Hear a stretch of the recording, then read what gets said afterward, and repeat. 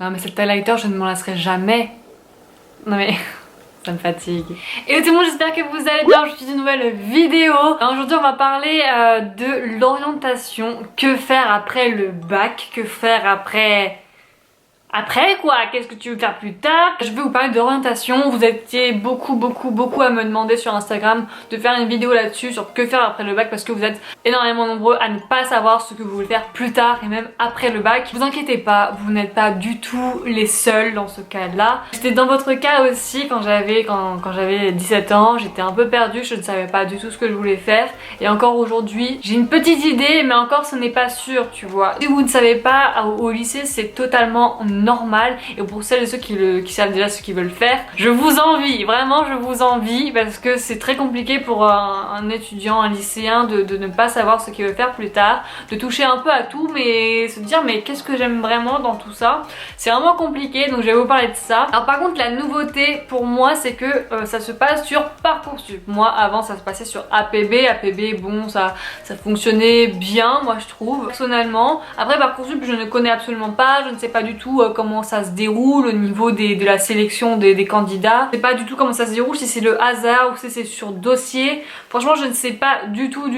Mais à ce qui paraît c'est chaud bouillant. Donc moi si vous ne me connaissez pas, vous atterrissez sur ma chaîne. Je m'appelle Elisa, je suis en double licence de droit et de sciences politiques à Panthéon-Sorbonne et je vais me réorienter, mais ça je vous ferai une vidéo très prochainement sur ma chaîne, peut-être la semaine prochaine, on verra bien. Je vais pas vous dire ce que vous devez faire comme études, je vais juste vous conseiller certaines filières qui pour moi ont été super bien pour les personnes qui ne savent pas ce qu'elles veulent faire. Personnellement moi j'ai fait du droit, j'ai fait une L1 droit et je trouve que ça a été la meilleure solution pour moi parce que je ne savais pas ce que je voulais faire, et comme le droit c'est très général, tu touches à tout, tu touches à l'économie, à la sociologie, au droit, à la Sciences Po, tu touches à tout, et ce genre de choses tu vas le retrouver dans n'importe quelle filière.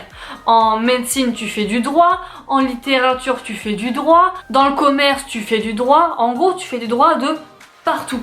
Vraiment de partout. Moi ça a vraiment été quelque chose de bénéfique, puisque même si je me réoriente, bah il y a au moins un tiers des matières que dans d'autres filières que moi j'aurais déjà vu en cours, je ne serais pas perdue quoi. Et puis aussi le droit ça m'a vraiment permis d'être plus méthodique, d'être plus carré carré quoi, d'être plus organisé etc. Surtout à la Sorbonne c'est très rapide et il faut vraiment se mettre dans le bain, sinon tu vas pas y arriver. Ce petit stress ça m'a vraiment permis de bien m'organiser et de bien gérer entre guillemets. Si vous n'avez pas vu au fait mon organisation pour la fac, je vous le mettrai dans le petit i. Je vous mettrai je pense la playlist Back to School où il y a la fac de droit Panthéon-Sorbonne. Je vous raconte comment ça se passe. Je vous raconte aussi comment ça se passe pour mon organisation donc et pour je ne sais plus quoi, et mes fournitures, si ça vous intéresse. Et donc pour répondre à la question que beaucoup de gens me posent, non il n'y a pas de L1 double licence de droit et de sciences politiques à Panthéon-Sorbonne, il n'y a pas ça, c'est que en L2. Donc soit vous passez par la filière droit, soit vous passez par la filière Sciences Po. Droit c'est quand même dur, Sciences Po c'est plus facile. Donc moi je vous conseille, si vous voulez faire cette double licence, de passer en Sciences Po, en L1 Sciences Po, parce que le droit c'est trop dur, et la Sciences Po c'est beaucoup plus facile, les matières sont beaucoup plus faciles et les profs sont beaucoup plus cool qu'en droit. Après ça dépend sur quel prof vous tombez, mais si vous tombez sur Bernard Dolez vous êtes foutu, si vous tombez sur Dominique Rousseau vous êtes bien. Moi je vous conseillerais de faire une filière assez générale pour commencer, pour voir un peu ce qui vous plaît, plus l'économie, plus les maths, plus la sociologie, plus le droit, etc. Si vous n'aimez pas écrire des dissertations, des commentaires, etc., si vous n'aimez pas du tout écrire ça, je vous conseille pas du tout le droit, c'est pas du tout votre domaine. Le petit hic, c'est que ce que vous faites au lycée n'a strictement rien à voir à la fac ou autre en fait. Ça a vraiment strictement rien à voir. Par exemple moi je fais de la Sciences Po, ça n'a strictement rien à voir avec ce que j'ai fait en SES. Ça n'a vraiment rien à voir, c'est deux mondes. Ensuite je ne vous conseille absolument pas de faire des écoles qui coûtent la peau du cul. Je pense que vous devez le savoir, c'est logique. N'allez pas en école de commerce directement à 10 000 balles l'année si vous ne savez pas si vous aimez le commerce.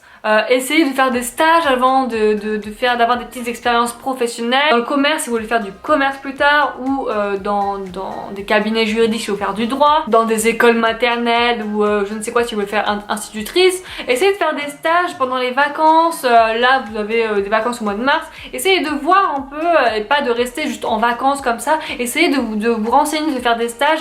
Et c'est là en fait que vous allez vraiment voir si vous aimez ce métier-là.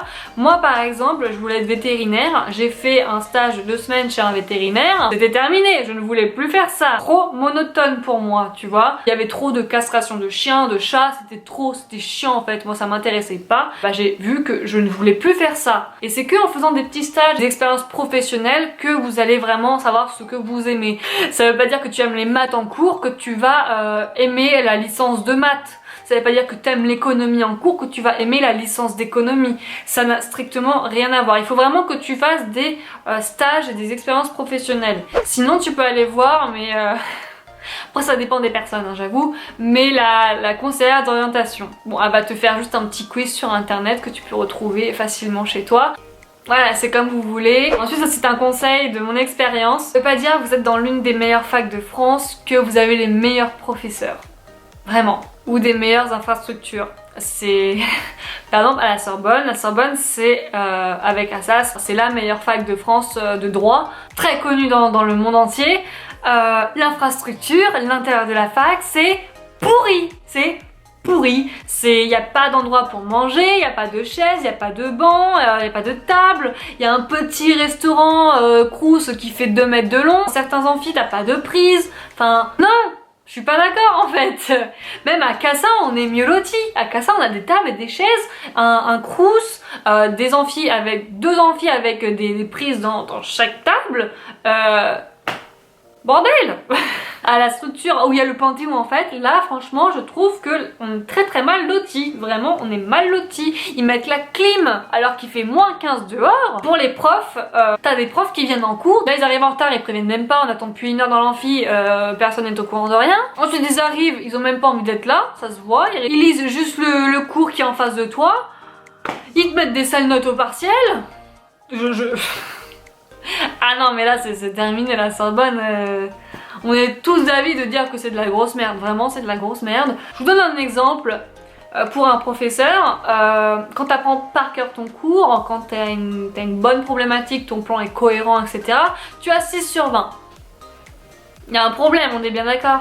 Et ben c'est ça en fait, et c'est chiant. Là, les professeurs ils se mettent sur un piédestal et ils sont très hautains. Moi je ne supporte pas ça. Donc ça veut pas dire que vous êtes dans une fac qui a une renommée mondiale, qu'elle est forcément bien. Vraiment. Je trouve qu'il y a des petites facs dont les professeurs sont très bien qualifiés, qui sont très compétents. Vraiment, voilà, ne visez pas trop haut parce que vous allez être déçus comme moi je suis. Ça fait 3 ans que je suis à la Sorbonne, 3 ans que ça me désespère de plus en plus et là j'ai un ras-le-bol général. Ensuite, regardez des facs qui ne sont pas très loin de chez vous.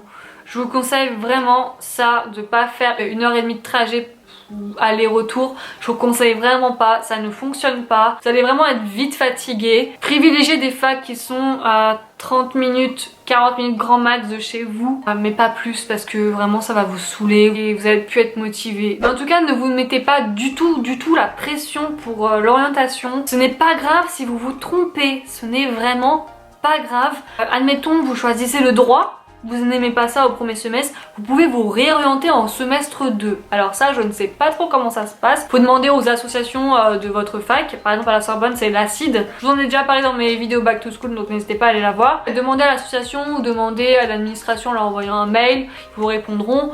Donc voilà, vous pouvez vous réorienter. Si vous faites une L1 droit, admettons, vous avez réussi votre année, mais en fait au final ça vous plaît pas, mais vous pouvez changer. C'est-à-dire que vous avez acquis des points avec cette année-là, c'est 60 points je crois.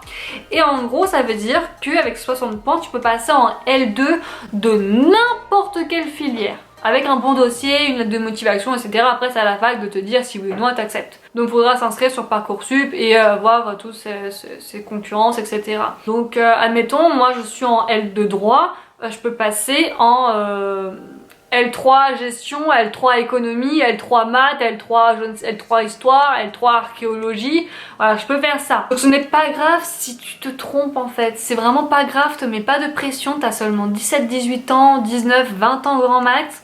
T'as toute la vie devant toi. Si tu te trompes, ne te force pas à aller jusqu'en L3. Vraiment, te force pas parce que ça va faire comme moi et tu vas en avoir vite marre. Te force pas et change direct au semestre 2 ou en L2. Donc voilà, je pense que j'ai assez parlé là-dessus. J'ai pas trop organisé ma vidéo, hein, je l'ai pas écrite, voilà, j'essaie de donner les idées qui me venaient en tête là maintenant. Donc si t'as des questions, n'hésite pas à me le dire en commentaire, je te répondrai. Mais c'est vrai que c'est assez compliqué l'orientation. Moi je me souviens, il y a 3 ans, j'étais paniquée, je me suis dit mais qu'est-ce que je vais faire? J'ai pris le droit parce que c'était quelque chose d'assez général et je suis très contente d'avoir pris le droit quand même parce que comme je vous ai dit, c'est une matière qui touche à tout en fait. Ça touche à tout, même dans ta vie personnelle ça peut vraiment t'être utile. En responsabilité civique j'apprends tellement de choses les gars. Des fois je me dis mais j'aurais pu avoir des dommages d'intérêt pour ça.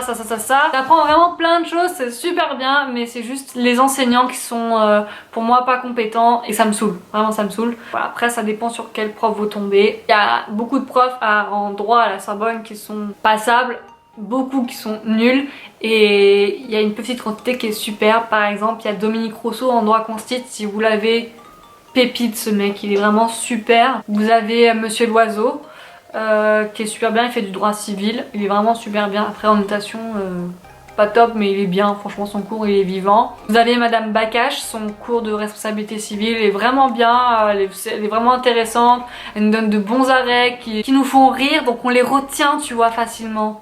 C'est des situations hyper connes et on les retient facilement, elle nous donne pas un arrêt de merde chiant et tout tu vois, elle nous donne des arrêts rigolos et moi j'aime bien ça. Et ensuite bah c'est tout, il n'y en a vraiment pas beaucoup. C'est au petit bonheur la chance et voilà. J'espère que cette vidéo vous a plu. N'hésitez pas à liker si elle vous a plu. N'hésitez pas à vous abonner à ma chaîne. Juste ici, c'est toujours pas fait. Je vous mettrai aussi d'anciennes vidéos qui s'afficheront juste ici. Je vous fais d'énormes bisous et je vous dis à plus tard dans une prochaine vidéo. Bye bye.